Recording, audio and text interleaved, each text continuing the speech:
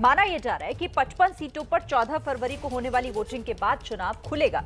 तब इसका कुछ अंदाजा लगना शुरू हो जाएगा कि चुनावी ऊंट किस करवट बैठेगा, क्या होगा। ऐसा बता रहे हैं हमारे वरिष्ठ सहयोगी विजय विद्रोही। एक कहावत है, अंत भला तो सब भला। लेकिन उत्तर प्रदेश के चुनाव के संदर्भ में कहा जाता है कि अगर आगाज अच्छा है तो अंजाम इसका अच्छा ही होगा। यानी अगर आगाज अच्छा है तो अंजाम का मतलब है सत्ता का दरवाजा मिलना। यूपी में कुल 403 सीटों में से 58 यानी करीब 15% सीटों पर वोट डाले जा चुके हैं और सियासी दलों से लेकर पॉलिटिकल पंडित हवा में हाथ पैर मार रहे हैं। पहले दौर में मतदान प्रतिशत पिछली बार जैसा रहा, यानी वोटर योगी सरकार निपटाने निकला या बचाने, तय करना मुश्किल है।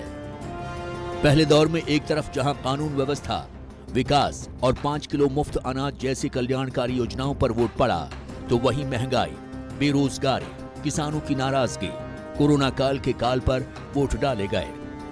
यानी कोई एक मुद्दा चला नहीं जिसके आधार पर अंदाजा निकाला जा सके। जाट मुस्लिम एकता जहां अखिलेश जयंत गठबंधन के पक्ष में नजर आई, वहीं गैर यादव ओबीसी जातियों की गोलबंदी योगी मोदी की तरफ देखी गई। यानी यहां भी अंदाजा लगाना मुश्किल है। इतना तय रहा कि मुकाबला गठबंधन और बीजेपी के बीच है। हालांकि दोनों अपनी अपनी जीत का दावा कर रहे हैं। पहले चरण के चुनाव ने ये पक्का कर दिया है कि आएगी तो भाजपा ही, आएंगे तो योगी ही। बस अब मुकाबला इस बात का है कि बीजेपी की जो पूर्ण बहुमत की सरकार बनेगी, पहले से कितनी ज्यादा सीटें लेकर के बनेगी। जो खबरें आ रही हैं वो यही आ रही हैं कि पहले चरण में ही भारतीय जनता पार्टी का सफाया हो गया और भारतीय जनता पार्टी में बड़ी अजीब सी लड़ाई है। जो सबसे बड़े नेता हैं वो मुख्यमंत्री जी को पैदल कर देते हैं। उत्तर प्रदेश की जनता ने पहले चरण में ही भारतीय जनता पार्टी का सफाया किया। अब सारी निगाहें दूसरे चरण पर आ टिकी हैं। 9 जिलों की 55 सीटों पर वोटिंग होनी है। बीजेपी ने पिछली 38 सीटें और सपा ने 15 सीटें जीती थीं। सपा 20 सीटों पर दूसरे नंबर पर रही थी। दूसरे चरण में गठबंधन के पक्ष में मुस्लिम बहुल सीटों का होना, जाट मुस्लिम यादव एकता का समीकरण बनने की संभावना, यहां की 5 लोकसभा सीटें, 2019 में अखिलेश मायावती का मिलकर जीतना, किसान आंदोलन का प्रभाव आदि है। उधर बीजेपी को कानून व्यवस्था, लाभार्थी वोट बैंक, प्रधानमंत्री मोदी की रैलियां, सांप्रदायिक ध्रुवीकरण, डबल इंजन का विकास आदि पर भरोसा है। इसके अलावा सहारनपुर, बिजनौर जैसे जिलों में मायावती का भी असर है। मायावती ने सोशल इंजीनियरिंग के तहत अच्छी संख्या में मुस्लिम उम्मीदवारों के साथ कुछ सीटों पर उसी जाति के उम्मीदवार उतारे हैं जिस जाति का उम्मीदवार सपा गठबंधन से है।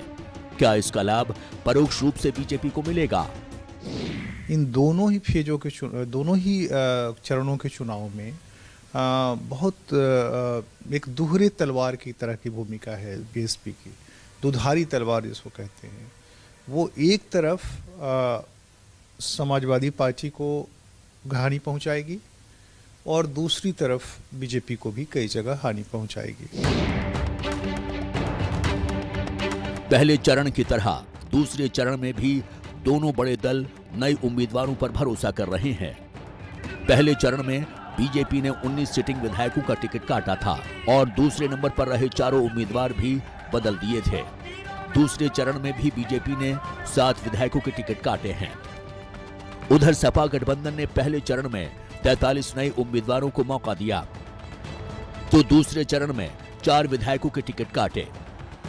पिछली बार के विधानसभा चुनावों में जीतकर आए 403 विधायकों में से करीब 300 पहली बार विधानसभा पहुंचे थे।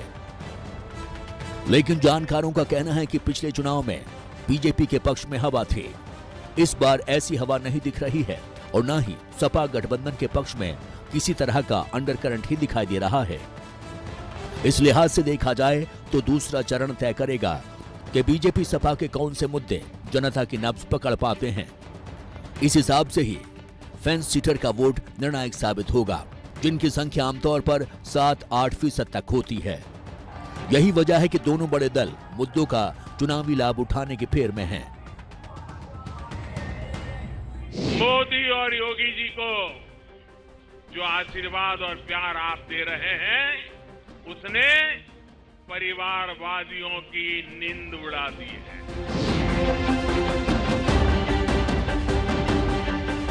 मुजफ्फरनगर के दंगे के पीछे का कारण क्या था? उस समय एक लड़का सत्ता में बैठ करके लखनऊ से दंगा करवा रहा था और दूसरा लड़का, जो ये दो लड़कों की जोड़ी आई है, ये दूसरा लड़का दिल्ली से दंगों का तमाशा देख रहा था। अब आप मुख्यमंत्री जो बड़ी बड़ी बातें कर रहे हैं, न जाने कौन सी बातें कर रहे हैं, उनके हम भाषण सुन रहे हैं। जो मुख्यमंत्री सांड ना पकड़ पाए, वो बताओ नौकरी क्या देगा? हमारे किसानों को रात भर जगना पड़ रहा है अपनी खेती बचाने के लिए। लाठी चलाने से, बुलडोजर की धमकी देने से, गर्मी निकाल दूंगा जैसी भाषा बोलने से आगरा का विकास नहीं हो सकता, उत्तर प्रदेश का विकास असंभव है। मुकाबला बाइपोलर है।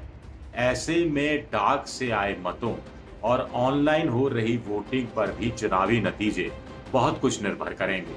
आखिर हमें ये नहीं भूलना चाहिए कि पिछले विधानसभा चुनाव में 170 सीटें ऐसी थी जिसमें जीत का मार्जिन 5% से भी कम था। विजय विद्रोही, एबीपी न्यूज।